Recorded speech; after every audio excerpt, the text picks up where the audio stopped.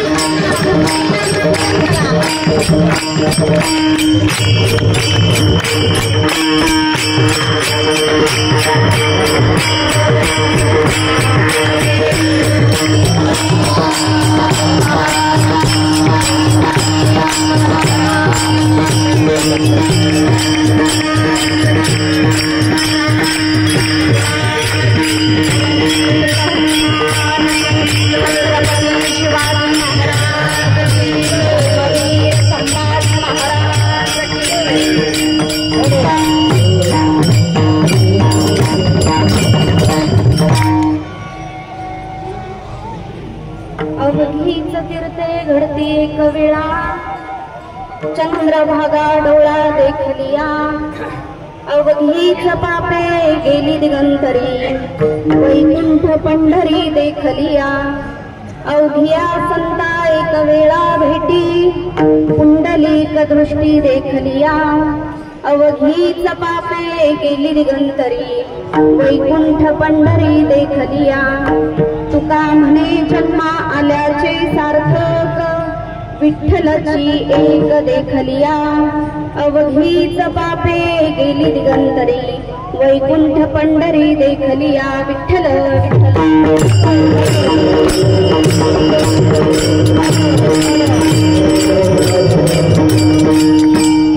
समचरण सरोजं सांद्रणीलमुदावं, जगन्निहित पाणिं मंडनं मंडनानं, तरुण तुलसीमाला कंदरं कञ्चनेत्रं, सदय धवलहास्यं विठ्ठलं चिन्तयामि.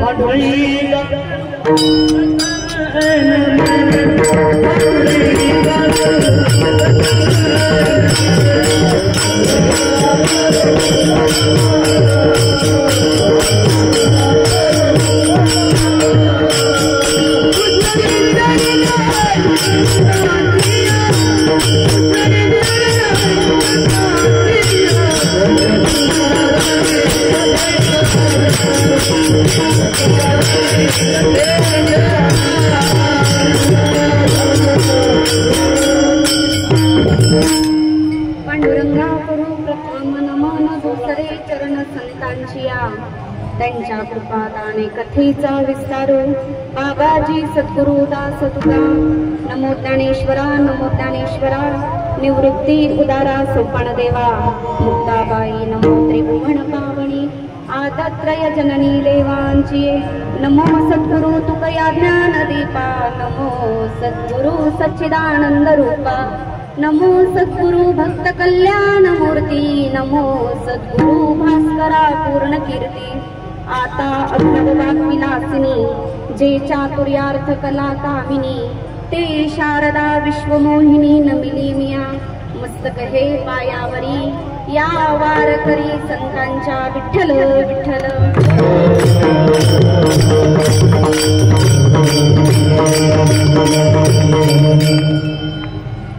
अवघीच तीर्थे घडते एक वेळा, चंद्रभागा डोळा देखलिया.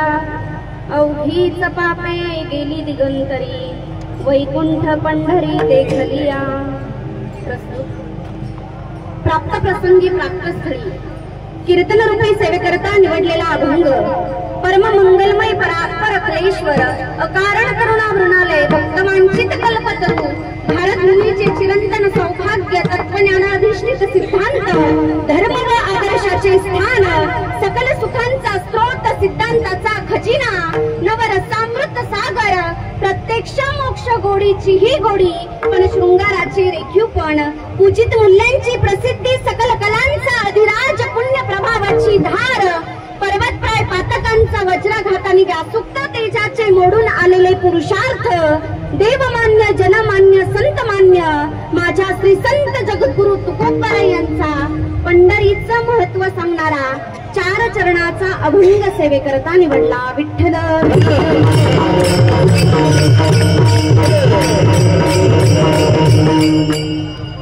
सेवेला सुरुवात करण्यापूर्वी थोडासा परिहार द्यायचा तो म्हणजे असा. आज कैवल्य साम्राज्य चक्रवर्ती विश्वमौली ज्ञानोबराय यांचा या वर्षीचा 2025 मधील सुशोभनीय असा सुंदर होणारा पालखी सोहळा आणि या सोहळ्यातील आपली 67 क्रमांकाची दिंडी आणि या दिंडीचा आज वाल्हे गावातील मुक्काम आणि या मुक्कामाच्या ठिकाणची कीर्तन सेवा ज्यांच्या आज्ञेने माझ्याकडे आली असे असणारे परम आदरणीय परम वंदनीय रामायणाचार्य देवडकर बाबा यांच्या वतीने ही सेवा माझ्याकडे आली ही मी माझं परम भाग्य समजते. महाराज म्हणतात, मज पामर आहे काय थोरपण पायीची वाहन पायीवरी. या युक्तीप्रमाणे मी तुम्हाला काहीतरी सांगावं आणि तुम्ही माझं ऐकावं. मी एवढी मोठी नाहीये. सांगणारे संत आहेत, सांगणारे जगद्गुरु तुकोबराय आहेत, सांगणारे संत आहेत म्हणून आपण ऐकलं पाहिजे. कारण संतांचा अधिकार सामान्य नाहीये. संत हे जगामध्ये फार मोठे आहेत. कसे मोठे आहेत ऐका. ज्या यमाला आम्ही घाबरतो त्या यमासमोर नुसतं तुकोबरायांचं नाव जरी घेतलं तरी यम थरथरात कापत.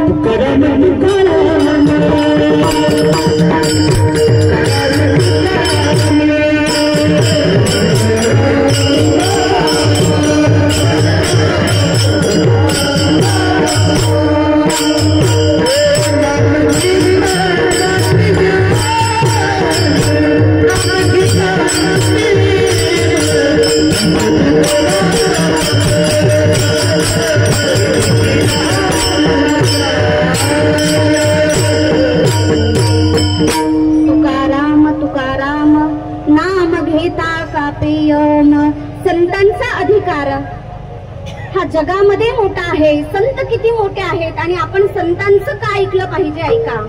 पैठणचे श्री संत शांती ब्रह्म एकनाथ महाराज तीर्थयात्रा करत करत बीड जिल्ह्यातील आंबेजोगाई गावामध्ये गेले. आंबेजोगाई गावातील ग्रामस्थांना विचारण्यात आलं की दासोपंत स्वामींचं घर कुठे आहे. की ज्या आंबेजोगाई गावातील दासोपंत स्वामी देवपूजेला बसल्यानंतर साक्षात दत्तप्रभू प्रगट होतात. पैठणच्या ग्रामस्थांना विचारण्यात आलं स्वामीजींचं घर कुठे आहे. स्वामींच्या घराच्या बाहेर पैठणचे एकनाथ महाराज आले आणि त्या ठिकाणी चोपदारकी करणारा चोपदार तो पैठणच्या एकनाथ महाराजांना अडवतो.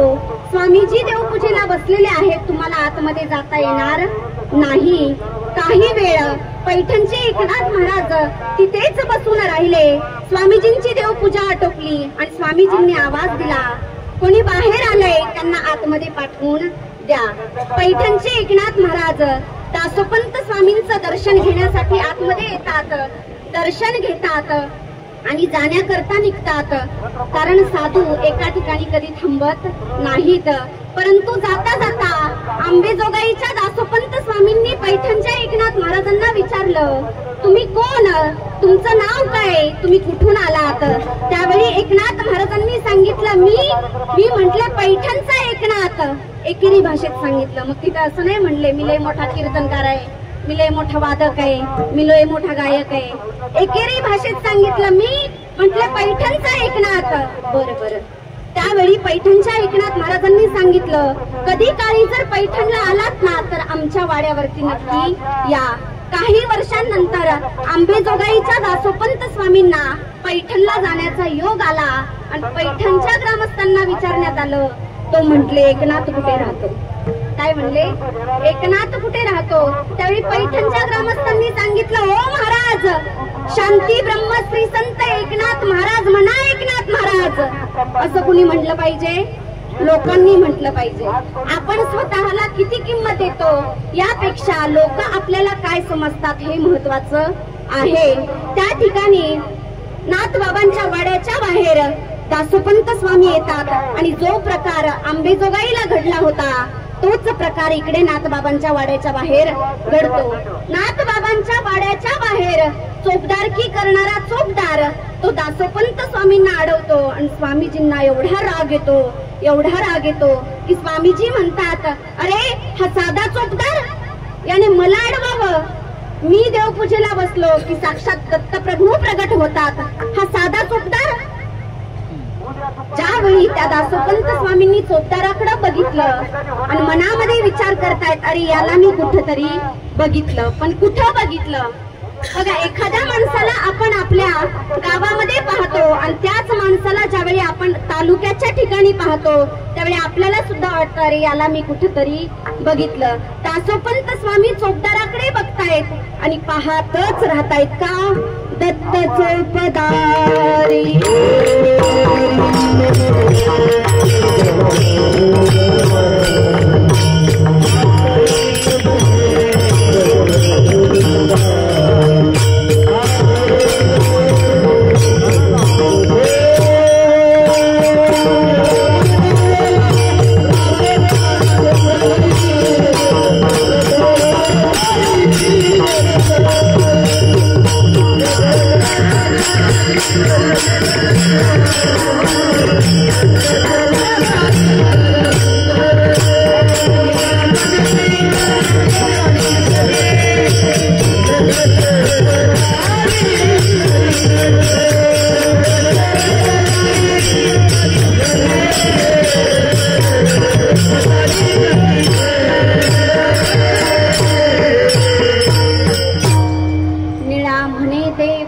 राबे त्यांच्या घरी दत्त चोपदारी करीतसे. जे दासोपंत स्वामी देवपूजेला बसल्यानंतर साक्षात दत्तप्रभू प्रगट होतात, तेच दत्तप्रभू इकडे नाथबाबांच्या वाड्याच्या बाहेर चोपदारकी करत उभे असतात. इतका मोठा अधिकार आपल्या संतांचा आहे. संत सांगतायत म्हणून आपण ऐकलं पाहिजे. विठ्ठल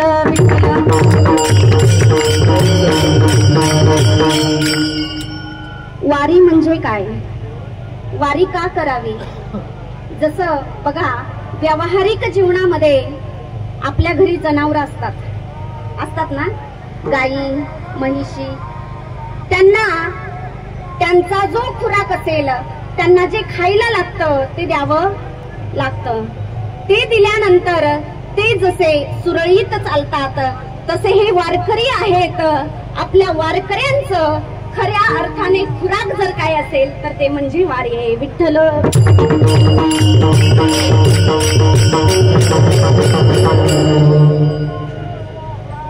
असं म्हणतात की द्वापर युगामध्ये ज्यावेळी भगवान परमात्मा गायी चारायला घेऊन गेलेले असताना त्या ठिकाणी यशोदा मैया ज्यावेळी कृष्णाची वाट पाहायच्या त्यावेळी अंगणामध्ये आपले दोन्ही हात कटेवरती ठेवून भगवान परमात्म्याची त्या ठिकाणी वाट पाहत असायच्या.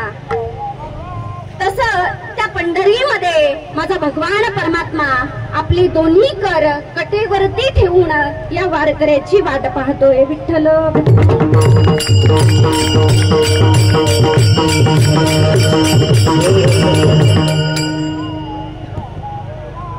पंढरीचा समय, वारीचा समय म्हणून पंढरीपर प्रकरणातील अभंग आहे.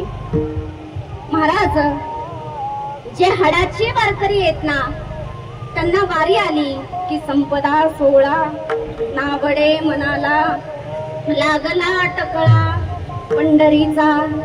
जावे पंढरीची आवडे मानसी, कधी एकादशी आषाढी हे. सारखं त्यांना टकळा लागलेला असतो. वारी जवळ आली की वारकऱ्याचं एकच, आज कोणत्या दिंडीमध्ये जायचं, तुकोबरायांच्या सोहळ्यातून जायचं की ज्ञानोबरायांच्या सोहळ्यातून जायचं. सारखी अंतकरणामध्ये तळमळ चालू असते. विठ्ठल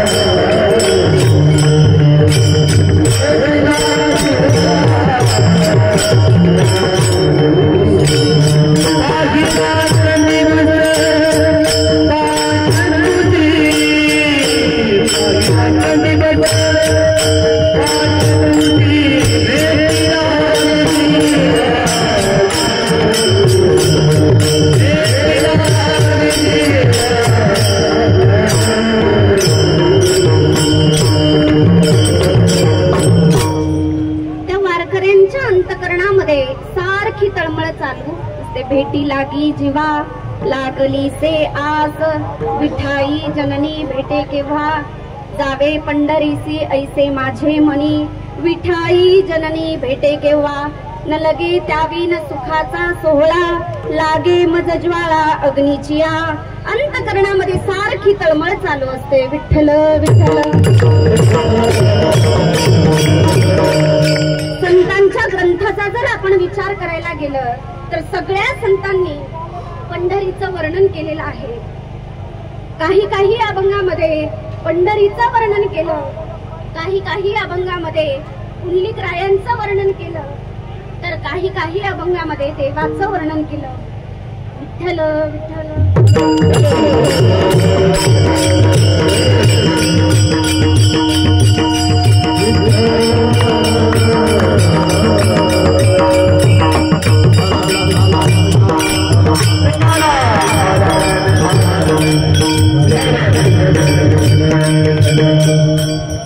पण तुकोबरायांचा हा एक असा अभंग आहे की या अभंगामध्ये तुकोबरायांनी पंढरीचंही महत्व सांगितलं.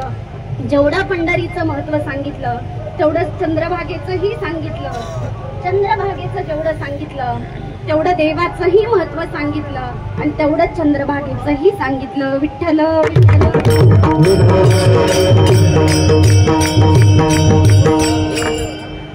जगाच्या पाठीवर चंद्रभागेसारखं तीर्थ नाही, पंढरी सारखं क्षेत्र नाही, पांडुरंगासारखा देव नाही आणि पुंडलिकासारखा भक्त नाही. विठ्ठल म्हणून तुकोबराय म्हटले, अरे आम्ही सामान्य देवाचे दास नाही, आम्ही कोणाचे दास आहे? आम्ही ज्याचे दास त्याचा पंढरी देवा.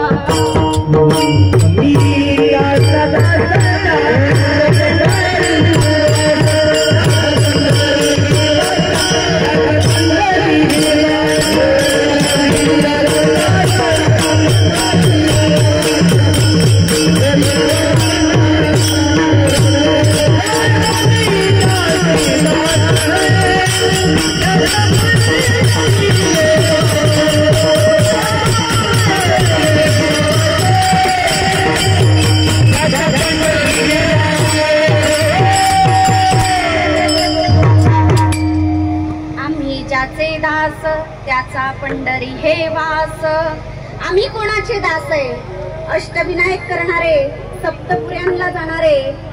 आम्ही कोणाचे दास आहे? बळिया माझा पंढरीराव, तो हा देवांचाही देव.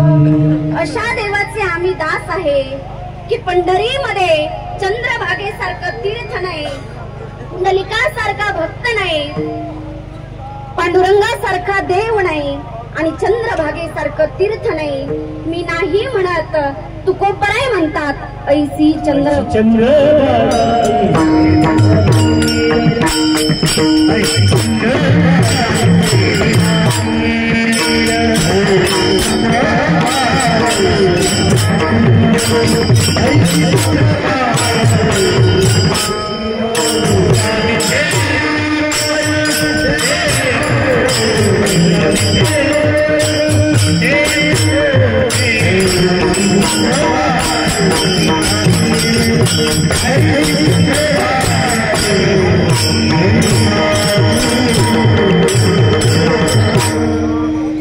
तुकोबराय त्या ठिकाणी सांगतायत, ऐसी चंद्रभागा ऐसे भीमातीर, ऐसा विटेवर देव कोठे, ऐसे संत जन ऐसे हरिदास, ऐसा नाम घोष सांगा कोठे. विठ्ठल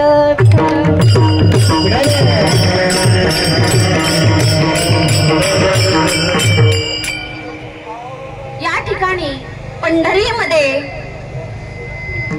पंढरपुरासारखं क्षेत्र नाही, चंद्रभागेसारखं तीर्थ नाही. काही काही ठिकाणी आपल्या संतांनी पंढरीचंही वर्णन केलं. एका अभंगामध्ये चंद्रभागेचं वर्णन केलं, काही काही अभंगामध्ये त्या ठिकाणी पुंडलिकरायांचं वर्णन केलं आणि काही काही अभंगामध्ये पांडुरंगाचं वर्णन केलं. ज्या भूमीला संतांचा आणि देवाचा स्पर्श होतो त्या पाण्याला क्षेत्रत्व प्राप्त होतं. पण पंढरीची विशेषता कशामध्ये आहे? त्या ठिकाणी देव या भूमीमध्ये काही काल राहिले, तसं संत सुद्धा या भूमीमध्ये काही काल वास्तव्य झालं. ज्या ठिकाणी काही काल वास्तव्य झालं त्याला क्षेत्रत्व प्राप्त होत नाही का? होतं. परंतु जगामध्ये असा देव आहे की त्या देवाचं या पृथ्वी तलावरती कायम वास्तव्य आहे. तसंच संताचंही कायम वास्तव्य होतं. विठ्ठल विठ्ठल.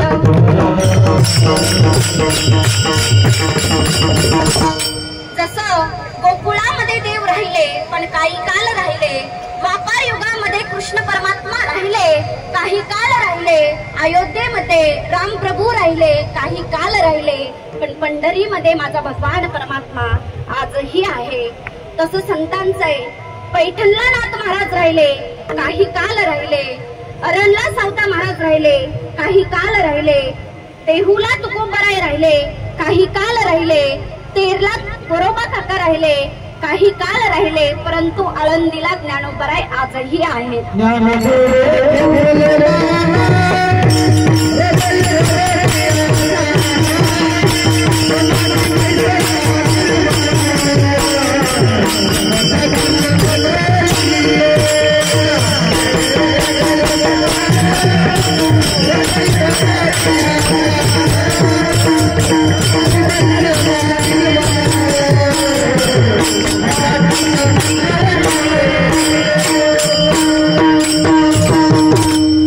ज्ञानदेवे घेतले दान, हृदयी धरोनिया ध्यान, समाधी बैसला निर्वाण, कथा कीर्तन करीतो. त्या ठिकाणी आळंदीला ज्ञानोबाराय आजही आहेत. तसं पंढरपुरामध्ये माझा भगवान परमात्मा आजही वास्तव्य करतो. विठ्ठल विठ्ठल. पंढरीची दुसरी विशेषता आहे की देव पुंडलिकाकडे आले, पुंडलिक देवाकडे गेले नाही. पुंडलिकाकडे भगवान परमात्मा आले का? भेटी धावून आला पुंडलिकाच्या भावार्था. भगवान परमात्मा पुंडलिकाच्या भावाला भुलले आणि पुंडलिकरायांकडे आले आणि देव पुंडलिकाला म्हणतायत, अरे मी ब्रह्मांड नायक आहे, जगाचा कर्तुम अकर्तुम अन्यथा कर्तुम शक्ती आहे. पुंडलिका मी तुला भेट देण्याकरता आलेलो आहे. त्यावेळी पुंडलिकराय तोंडावरती बोट ठेवता येतात आणि भगवंताला सांगता येतं, खबरदार आवाज काढायचा नाही. असं कुणाला म्हटले? सरपंचाला, आमदाराला की खासदाराला? कुणाला म्हटले? जेने हे विश्व निर्मिले संस्थापिले 21 स्वर्गात धरले सत्ता मात्र अपुलिया. जगाच्या मालकाला त्या ठिकाणी पुंडलिकराय म्हणतायत, खबरदार देवा आवाज काढायचा नाही. त्यावेळी देवाने सांगितले, पुंडलिकराय म्हटले, देवा तुम्ही देव जरी असले तरी माझ्या मायबापाची या ठिकाणी सेवा चालू आहे, माझ्या आई वडिलांची झोप मोडेल, देवा आवाज करायचा नाही. त्यावेळी भगवान परमात्मा म्हणतात, पुंडलिका अरे मी साधा पाहुणा नाही, भक्त पाहुणा नाही, मी देव पाहुणा आहे, देव पाहुणा. अरे जपी तपी संन्यासी कर्मठ उपासक योगी यांच्या मी ध्यानात सुद्धा येत नाही आणि तुझ्या दारात आलो आणि बोलायला तयार नाही. आल्यानंतर काहीतरी बसायला टाकाव का नाही? त्यावेळी तुकोबाराय प्रेमाने म्हटले, का रे पुंड्या मातलासी उभे केले विठ्ठलासी, ऐसा कैसा रे तू धीट मागे भिरकाविली वीट. विठ्ठल विठ्ठल.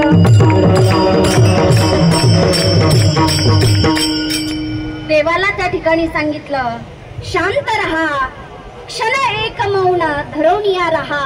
आणि देव म्हटले, उभं राहून काय करू? शरणांगत पहा कृपा करी, पंचमहापातकी विश्वासघातकी, ज्यांसी यमादिटी गांजियले, ऐसिया पतिता करवे सनात, पूर्वी माझी अर्थ पांडुरंगा. विठ्ठल विठ्ठल.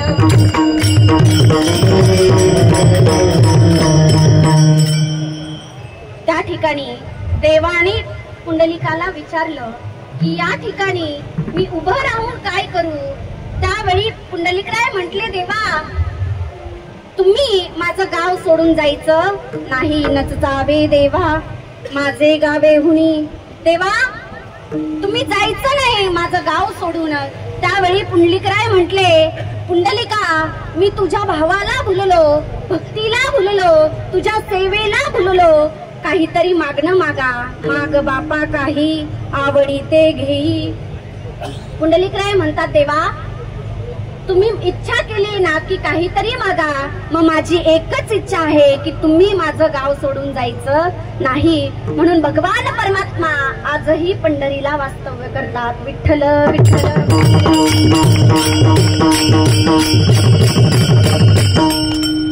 म्हणून भगवंताने पंढरी क्षेत्रामध्ये आपले दोन्ही पाय समपाय करकटी उभा तटी भिवरेच्या. भगवान परमात्म्याने आपले दोन्ही पाय सम केले. समपाय का केले? बघा, ज्यावेळी स्थलांतर करायचं असेल त्यावेळी पाय असे मागे पुढे करावे लागतात. आपल्याला जर आपल्या गावी जायचं असेल, गावाला जायचं असेल तर पाय हे मागे पुढे करावे लागतात. मग एक जण डोकेबाज होता, नास्तिक होता. त्याने विचारलं, ताई समपाय केल्यानंतर सुद्धा उड्या मारत मारत जाता येतं ना? काय म्हटले? उड्या मारत मारत जाता येतं. मी म्हटलं, भाऊ समपाय केल्यानंतर 4-2 मीटर जाता येईल, पण हैदराबादला जाता येईल का? विठ्ठल विठ्ठल.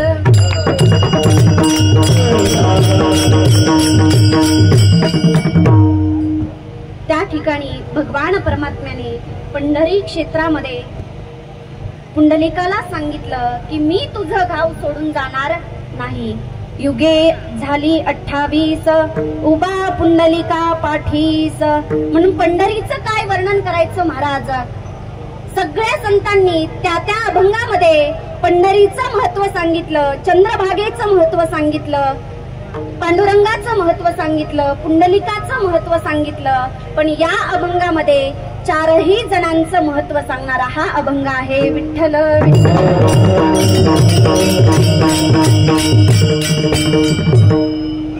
त्या ठिकाणी भागवतामध्ये पंढरी क्षेत्राचं वर्णन करत असताना स्कंद मुनींना प्रश्न विचारण्यात आला की स्कंद मुनी, या पृथ्वी तलावरती मृत्यू लोकामध्ये असं कोणतं क्षेत्र आहे का, असा कोणता देव आहे का, असा कोणता भक्त आहे का की ते तिघही चौघही एकाच गावामध्ये आहेत, एकाच गावामध्ये राहतात? त्यावेळी स्कंद मुनींना सुद्धा सांगता आलं नाही. मग स्कंद मुनींनी काय केलं? 88 ऋषींना घेऊन भगवान शिवजींकडे गेले आणि शिवजींना प्रश्न केला की देवा, असं जगतामध्ये कोणतं तीर्थ आहे, कोणतं क्षेत्र आहे, कोणता देव आहे की तो एक सर्वोत्तम असावा आणि तो एकाच ठिकाणी असावा? त्यावेळी भगवान शिवजींनी पंढरीकडे आपलं बोट केलं. विठ्ठल विठ्ठल.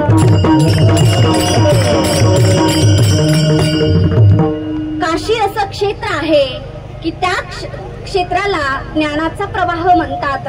काशीमध्ये गंगेचा प्रवाह आहे म्हणून त्याला ज्ञानाचा प्रवाह म्हणतात. वृंदावनामध्ये त्या ठिकाणी प्रेमाची भूमी म्हणतात. यमुना मातेचा त्या ठिकाणी प्रवाह आहे म्हणून त्या ठिकाणी प्रेम प्रवाह म्हणतात. परंतु पंढरीमध्ये भक्तीचा प्रवाह आणि ज्ञानाचा प्रवाह हे दोन्हीही प्रवाह आहेत म्हणून पंढरी क्षेत्राला महत्व आहे. विठ्ठल विठ्ठल. म्हणून पंढरीमध्ये सर्व संतांनी आपलं तेज ओतलेलं आहे. तुम्ही म्हणाल की तुकोपर आहे, मगाच पासून तुम्ही पंढरीचं महत्व सांगतात. असं पंढरीचं आहे तरी काय महत्व? अभंगाचं पहिलं चरण.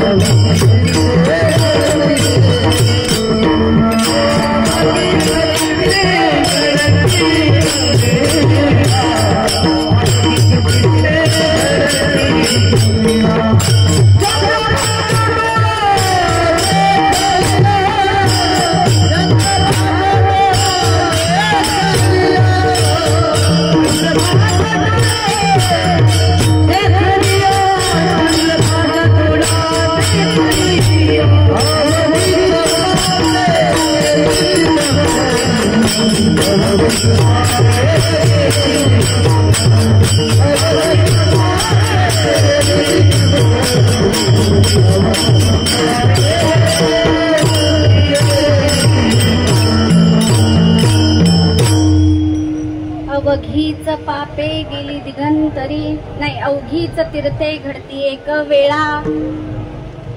त्या ठिकाणी पंढरीमध्ये तीर्थ आहेत. कोणतं तीर्थ आहे की चंद्रभागा ही आपल्याला डोळ्यांनी पाहायची आहे. तीर्थाचं महत्व सांगितलं.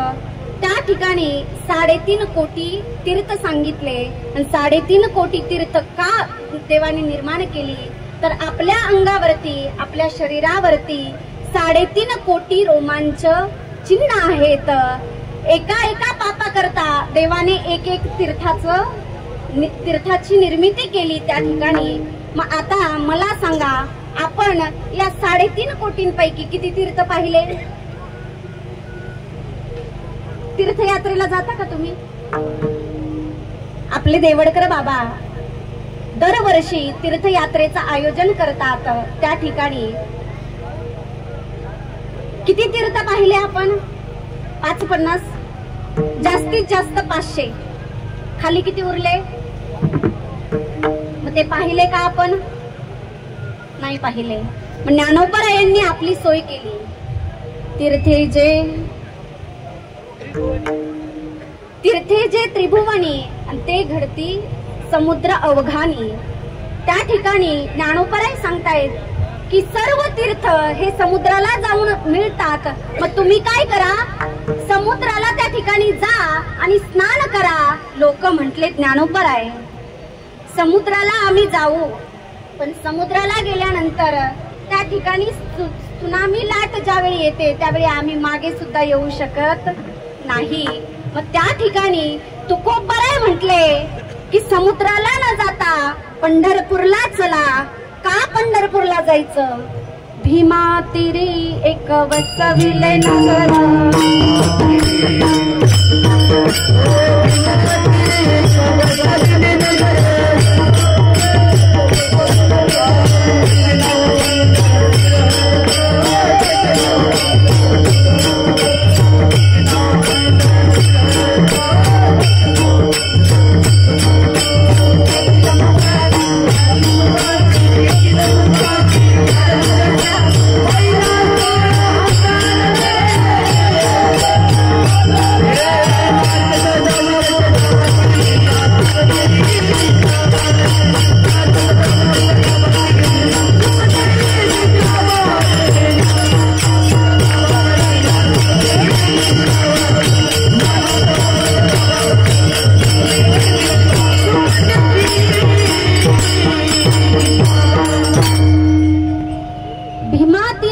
वसविले नगर, त्याचे नाव पंढरपूर.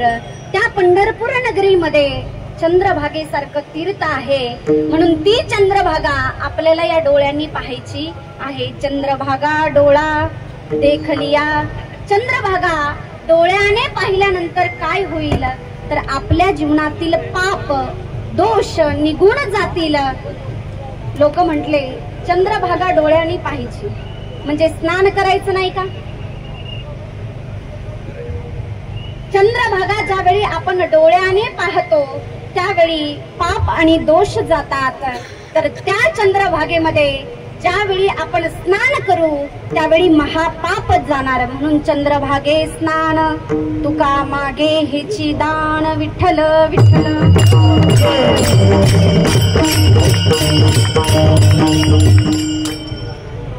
चंद्रभागा याचा अर्थ असा होतो की त्या भीमेचा आकार हा चंद्रासारखा आहे म्हणून त्याला म्हणतात चंद्रभागा. विठ्ठल विठ्ठल. पंढरीची विशेषता अभंगाच्या 2ऱ्या चरणामध्ये सांगतात.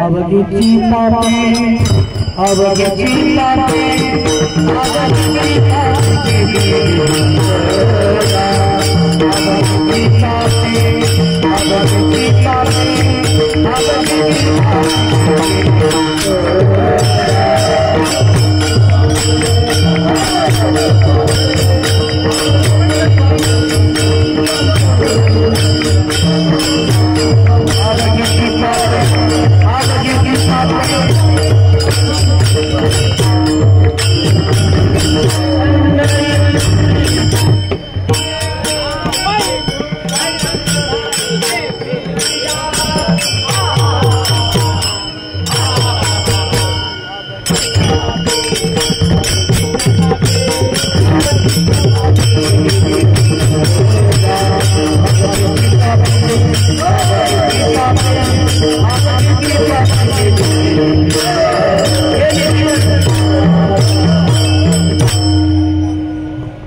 अभंगाच्या दुसऱ्या चरणामध्ये सांगतायत, अवघीच पापे गेली दिगंतरी, वैकुंठ पंढरी देखलिया. मगाशी सांगितल्याप्रमाणे ज्यावेळी आपण चंद्रभागेमध्ये स्नान करू त्यावेळी आपली जन्मोजन्मीचे पाप हे नष्ट होणार आहेत. म्हणून आपण या डोळ्यांनी चंद्रभागा पाहिजे आणि वैकुंठ असणारी ती पंढरी नगरी आहे, त्या पंढरीकडे आपण वाटचाल करायची आहे वारीच्या माध्यमातून. या ठिकाणी महाराजांनी अभंगाच्या तिसऱ्या चरणामध्ये सांगितलं, अवघिया संता एक वेळा भेटी आणि पुंडलिक दृष्टी देखलिया. त्या ठिकाणी पंढरपूरला गेल्यानंतर आपल्याला पुंडलिकरायांचं सुद्धा दर्शन घडणार आहे. वारीला आल्यानंतर किंवा वारीला येताना काही लोकांचं पाप आडवं येतं म्हणून ते लोक इथपर्यंत येऊ शकत नाहीत. एक आजी मला म्हटली की ताई, वारीला मला दरवर्षी यायचं असतं, अंतकरणामध्ये वारीला येण्याची इच्छा होते, पण ताई काय करायचं, घरची कामं आडवी येतात, पण तो पंढरपुरामध्ये असणारा पांडुरंग परमात्मा माझी वाट पाहतोय. अशा भक्तांची वाट पाहिल का देव? नाही. पांडुरंग परमात्मा हा आर्त भक्तांची वाट पाहत नाही, तर आर्तार्थी भक्तांची वाट पाहतो. म्हणजे कोण? तर विश्वमाऊली ज्ञानोबराय, जगद्गुरु तुकोबराय, सकल संतांची वाट माझा भगवान परमात्मा पाहतो. आणि अशा संतांच्या सोबतच आपल्याला ही पंढरीची वारी करायची आहे. वारीला आल्यानंतर बघा काही गोष्टी आपण सांभाळल्या पाहिजेत. आपण सर्वजण वारीला येतो, पण वारीमध्ये आल्यानंतर आपलं हे मन आहे ना, हे भगवंताच्या चरणावरती लावायचं आहे, भगवंताच्या चरणावरती समर्पित करायचंय. पण वारीला येतो आणि मन मात्र घरीच असतं. सुनेने दरवाजाला कुलूप लावलं असेल का? मुलगा घरी जेवला असेल का? वारीमध्ये येतो आणि चिंतन घरातलं करतो. आणि काही लोक घरी राहतात परंतु वारीचं चिंतन करतात. आज दिंडी कुठे पोहोचली असेल, कुठे मुक्कामी असेल, ज्ञानोबराय आज कुठे मुक्कामी असतील, हे चिंतन घरातील लोक करतात. मग मला सांगा, खरी वारी कोणाला घडते? कोणाला? घरामध्ये असणाऱ्यांना. मग आपण हे मन भगवंताच्या चरणावरती लावलं पाहिजे. पण वारीमध्ये आल्यानंतर सुद्धा आमचं मन भगवंताजवळ लागलं जात नाही. कारण मन हे चंचल आहे, चपळ आहे, बहुत चंचल चपळ, जाता येता न लगे वेळ. भगवान श्रीकृष्णांनी गीतेमध्ये सांगितलं की हे मन इतकं चंचल आहे. किती चंचल आहे? चंचलम हि मन कृष्ण प्रमाथी बलवदृढम तस्याहम निग्रहम मन्ये वायोरिवो सुदुष्करम. हे मन इतकं चंचल असतं की दिंडीमध्ये चालता चालता सुद्धा एखाद्या माणसाने जर भजे वाटले तर आपण तिकडे सुद्धा पळतो. मग मन हे आपलं दिंडीमध्ये नसतं, दिंडीमधील भजनामध्ये नसतं. म्हणून हे मन हे सुखा करता इतकं धावतं. मन किती धावतं? आपल्या महिला मंडळ यांना घरी भांडायला वेळ भेटत नाही म्हणून आपण वारीमध्ये भांडणं करतो. अशा भांडणं करतात की घरी कधी सुद्धा इतकं मोठं भांडण यांनी केलं नसेल तेवढं भांडतात. वारीमध्ये आल्यानंतर आपल्याला कळालं पाहिजे की आपण कसं वागावं, कसं बोलावं आणि काय करावं. म्हणून हे मन सुखा करता धावतंय, आता कोठे धावे मन. पण एकदा या मनाला भगवंताच्या चरणाचं महत्व कळालं की ते मन म्हणतंय, तुमचे चरण देखलिया भाग गेला, शीन गेला, अवघा झाला आनंदो. म्हणून वारीमध्ये आल्यानंतर आपलं हे अंतकरण शुद्ध करून, चित्त हे शुद्ध करून त्या भगवंताच्या चरणावरती लावायचं आहे आणि या जन्माचं आपल्याला सार्थक करून घ्यायचं आहे. कारण प्रपंचामध्ये सुख नाहीये. सुख जर कुठं असेल तर ते एकमेव म्हणजे माझ्या पांडुरंगाच्याच जवळ आहे. म्हणून महाराज म्हणतात की सर्व सुखाचे आगर बाप रखुमा देवी वर, बहुत सुकृताची जोडी म्हणून विठ्ठली आवडी. या ठिकाणी सुख जर पाहिजे असेल तर ते फक्त आणि फक्त माझ्या भगवंताजवळच आहे. म्हणून दरवर्षी अशाच प्रकारे आपण ही पंढरीची वारी केली पाहिजे. महाराज अभंगाच्या शेवटच्या चरणामध्ये सांगतायत, तुका म्हणे जन्मा आल्याचे सार्थक विठ्ठलची एक देखलिया. या ठिकाणी बुद्धीला जसा जमेल तसा आपणा सर्वांसमोर अभंगाचा अर्थ मांडण्याचा प्रयत्न केला.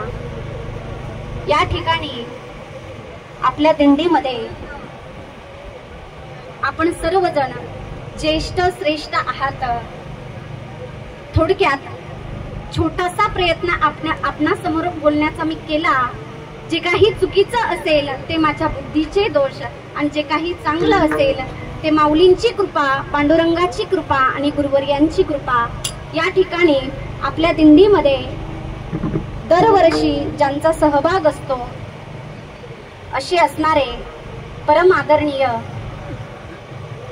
या ठिकाणी राठोड महाराज असतील, पखवाजाची साथ देणारे महाराष्ट्रातील सुप्रसिद्ध मृदंगाचार्य, मृदंग अलंकार आमचे नामदेव महाराज असतील, त्यांनीही उत्कृष्ट अशी साथ केली. या ठिकाणी महाराष्ट्रातील सुप्रसिद्ध कीर्तनकार परम आदरणीय शास्त्री महाराज असतील, त्यांनीही उत्कृष्ट अशी साथ केली. त्यांचेही मी मनापासून आभार व्यक्त करते. महाराष्ट्रातील सुप्रसिद्ध गान कोकिळा असणारे, ज्यांचा आवाज अतिशय गोड आहे असे असणारे आमचे परम आदरणीय कीर्तनकार रामेश्वर महाराज मते यांनीही उत्कृष्ट अशी सेवा साथ केली. त्याबद्दल त्यांचेही मी आभार व्यक्त करते. या ठिकाणी महाराष्ट्रातील सुप्रसिद्ध कीर्तनकार मृदंगाचार्य परम आदरणीय महेश महाराज नरवडे तेही या ठिकाणी आहेत. त्यांचेही मी आभार व्यक्त करते. आणि या ठिकाणी परम आदरणीय परम पूजनीय असणारे गुरुवर्य देवडकर बाबा यांनी माझ्या कीर्तनामध्ये बसावं, म्हणजे मी इकडं महाराज आणि राठोड महाराज या दोघांना बघितलं की म्हणतात ना की हा दुख दुख, कारण मी तुमचीच मुलगी आहे सांगायला काही हरकत नाही. सर्वजण या ठिकाणी उपस्थित आहेत आणि दिंडीसाठी जे सेवा देणारे, आपले स्वयंपाकासाठी मदत करणारे गांधले बापू असतील, या ठिकाणी प्रभुदादा असतील आणि ज्यांच्या दरवर्षी आपल्या दिंडीसाठी ट्रक असतात असे असणारे आपले अमोल भाऊ असतील आणि त्यांचेच मोठे बंधू असणारे अशोक दादा यांचाही आज वाढदिवस आहे. त्यांचे खूप मोठं महाराजांवरती या ठिकाणी प्रेम आहे, म्हणून ही लोक महाराजांकरता दिंडीसाठी या ठिकाणी सेवा देत आहेत. आपण सर्वच जण या ठिकाणी महाराजांवरती प्रेम करणारे मंडळी आहेत. आपल्या दिंडीतील या ठिकाणी सर्व ज्येष्ठ श्रेष्ठ असणारं भजनी मंडळ आहे. आपण सर्वांनी या ठिकाणी येऊन सेवा केली पाहिजे, कारण त्या सेवेचं फळ भगवान परमात्मा आपल्याला नक्की देणार आहे. म्हणून झालेली कीर्तनरूपी सेवा विश्वमाऊली ज्ञानोबाराय जगद्गुरु तुकोबाराय पांडुरंग परमात्मा गुरुवर्यांच्या चरणी सकल संत मायबापांच्या चरणी सेवा समर्पित करते आणि सेवेला पूर्ण विराम देते.